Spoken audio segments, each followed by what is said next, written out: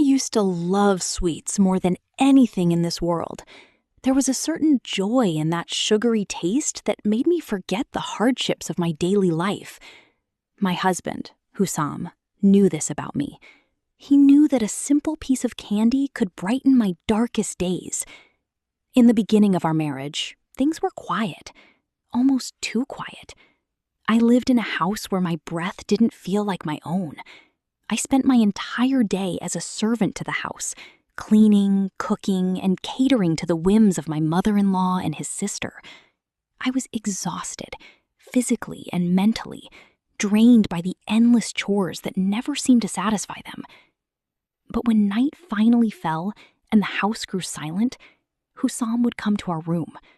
He would look at me with a tenderness that felt almost out of place in that cold house. He would reach into his pocket and pull out a small wrapped treasure. "I brought you something special," he would whisper, glancing nervously at the door, as if he were smuggling contraband. "It's a very expensive kind of candy, the kind you love. I got it just for you, away from my mother's eyes." I felt a surge of warmth and embarrassment at his devotion. How could I doubt a man who went to such lengths just to see me smile? However, a pattern began to emerge that I couldn't ignore. It always happened on Thursdays.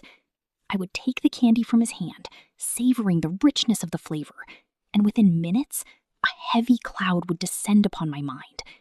It wasn't a normal sleep. It was a sudden, violent pull into darkness. I would lose consciousness before I could even finish my prayer or say goodnight. When I woke up the next morning, the world felt like it was made of lead. My head would spin, my limbs felt like they belonged to someone else, and a strange metallic taste lingered in my mouth. I would struggle to stand, stumbling to the bathroom to wash my face, wondering why a piece of candy could make me feel like I had been drugged. One morning, I walked into the kitchen, still reeling from that heavy sleep. My mother-in-law was standing there, her arms crossed, her eyes like two pieces of flint. For the first time, she didn't greet me with her usual fake politeness. "Why are you just waking up now?" she snapped, her voice cutting through my morning fog. "Do you think this is a hotel? My son has already left for work, and his wife is still dreaming." I felt a cold shiver down my spine. Did she know? The tension in the house began to feel like a physical weight on my chest. My mother-in-law, a woman who once showered me with praises, now looked at me as if I were a ghost haunting her hallways. Her eyes followed my every move, cold and calculating. I remember clearly how she used to treat me before the wedding. She wouldn't even let my feet touch the ground, calling me the daughter she never had. Now, she spoke in riddles and sharp whispers with Hussam's sister. Every time I entered a room, their conversation would snap shut like a trap, leaving only a deafening, suspicious silence. I started questioning everything. Why were my parents so hesitant about this marriage at first? I remembered how every man who tried to propose to me in the past would suddenly withdraw for no reason. My parents would say something to turn them away, acting as if they were protecting a secret. But when Hussam's mother came, they eventually agreed after a long, tearful hesitation. I used to think it was just overprotectiveness, but now the pieces of the puzzle were starting to feel jagged and wrong. Hussam himself was becoming a stranger. He was more affectionate than ever, but it was a desperate, suffocating kind of love. He would sit by my side for hours, just watching me breathe. One night, while I was cleaning the kitchen, I fainted. When I woke up, the panic in his eyes was terrifying. It wasn't just worry. It was the look of a man who had seen a ghost. After that incident, he became obsessed with the sweets. He would insist, almost pleading, that I eat them every single night, not just on Thursdays. "It helps you rest," he would say, his voice shaking. "I can't bear to see you exhausted." But I wasn't resting. I was disappearing. My body felt weaker every day. My hands began to tremble, and my heart would race for no reason at all. I suspected that they were practicing something dark. I had heard stories of families using magic to control a new bride, to make her submissive and quiet. Was that why my mother-in-law was looking at me with that twisted, hidden smile? Was she watching the medicine or the magic take hold of my soul? One afternoon, I caught them. Hussam was in his mother's room, and the door was... Thursday night arrived. The air in the room felt heavy, almost suffocating. Hussam entered with the usual small bag, his smile appearing forced, almost ghost-like in the dim moonlight. "Eat, my love," he said, his hand trembling slightly. I took the candy, and as he turned to dim the lights, I expertly tucked it under my pillow. I lay back, forcing my breathing to slow down, mimicking the heavy rhythm of the drug-induced sleep I had endured for months. Minutes felt like hours. I heard Hussam sigh, a sound so filled with grief it almost made me sit up. Then the door creaked. Someone else was in the room. I kept my eyes closed, my heart hammering so loudly I was sure they could hear it. I heard the rustle of a bag, the clinking of glass, and a woman's voice whispering in a language I didn't recognize. English.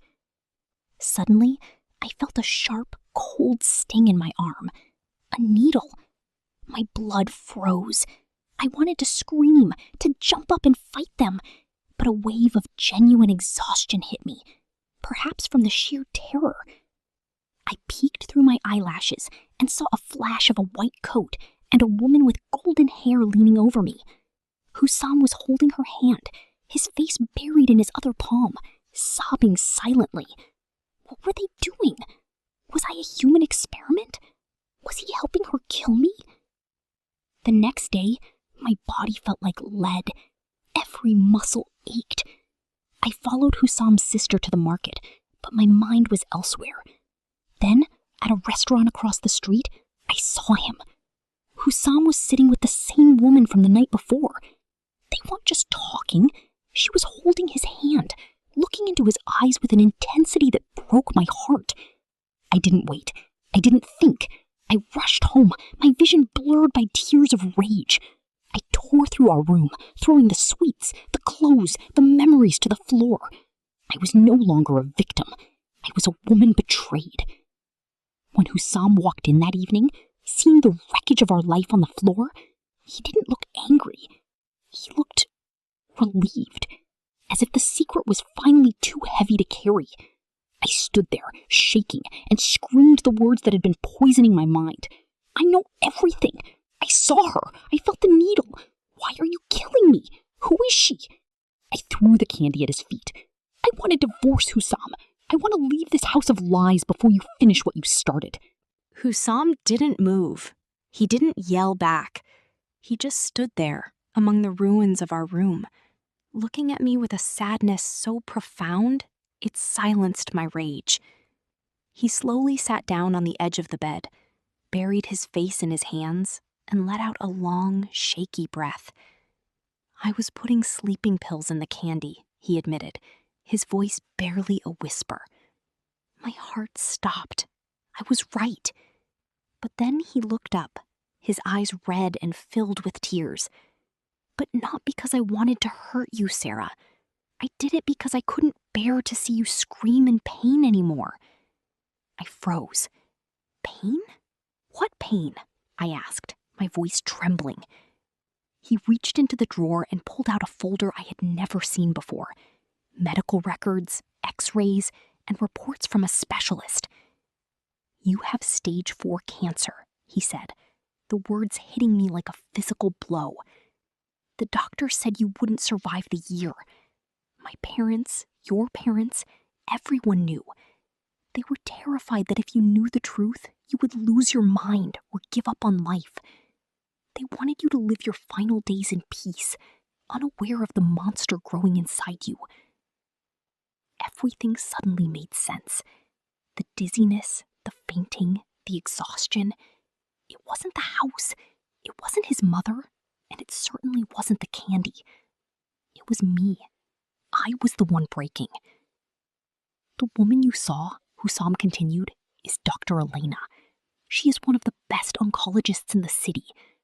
She agreed to treat you in secret, at night, because my mother refused to pay for a dying wife's treatment. Every needle, every injection you felt was a dose of chemotherapy or a painkiller to keep you comfortable. That restaurant, I was begging her to stay, to give us one more month, one more week. I was holding her hand because she was the only person keeping you alive. I sank to the floor, the weight of my own judgment crushing me. I had called him a monster, a traitor, a cheater.